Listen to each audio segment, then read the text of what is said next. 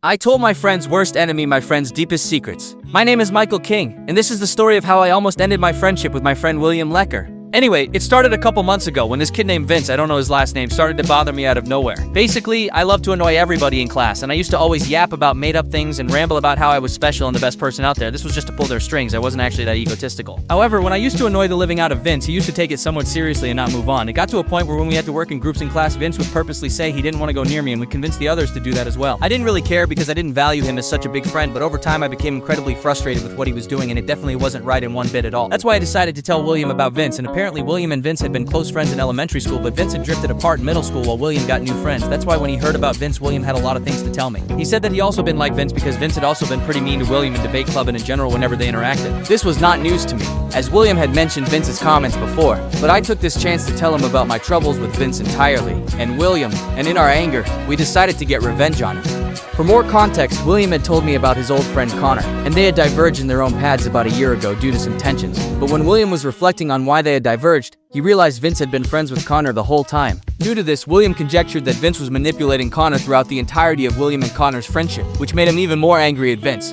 This was also a big reason for us to make the decision that we should get Vince back. That's why we made the plan to confront him, whether we're with Connor or alone, and tell him his flaws and how he was a bully. William also wanted to make a big deal about how Vince was insecure about himself, which is why he felt the need to make us feel bad, and although I didn't entirely agree with that, I just went with it so both of us could be happy. When the day of the plan came, FYI, we hadn't really decided the date, we just chose to do it when Vince was alone, so when that time came, I asked William if he was ready, but he just backed out. When I questioned his decision, he said that he wasn't backing out, but realized that there was no point in attacking Vince, as that would just start some more additional unnecessary beef. So I agreed, and we let the plan go.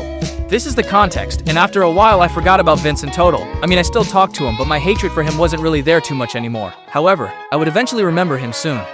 Fast forwarding to right before I did the horrible deed, William was now that one that was starting to annoy me. The other day we had been talking about stuff, and when William mentioned this guy named Sean, he was also my other friend, but not too close, and Sean's opinion about something, I kinda snapped because William was taking the words Sean said as truth, even though I had experienced the thing we were talking about more. This is why in my rage, I let my anger off on Sean and told William that Sean was also an unexperienced lad and asked what he could possibly know about the thing we were talking about. Normally I would have expected this conversation to stay within us, but later when me and William were talking to Sean, William revealed what I had said about him, and this made me feel betrayed as William had told Sean that I spoke badly about him. This also wasn't the first time an incident like this had happened. William had gone and spilled a lot of my secrets in our conversations with others before, even Vince, so I knew I had to get revenge. This is why the following Monday, the Sean incident happened on Friday. I went and spilled everything to Vince. I told him William hated him, wanted to beat him up. William had told me he had felt like beating up Vince a while ago, that William believed Vince was a manipulator who had broken up him and Connor, and our plan to confront Vince. Vince was surprised by this and told a few of his friends, but overall he said he didn't care about what William thought about him since he hadn't spoken to William in forever and would not be confronting William about this later. I was satisfied, so I went with the rest of my day, and when I saw William I told him what I had done.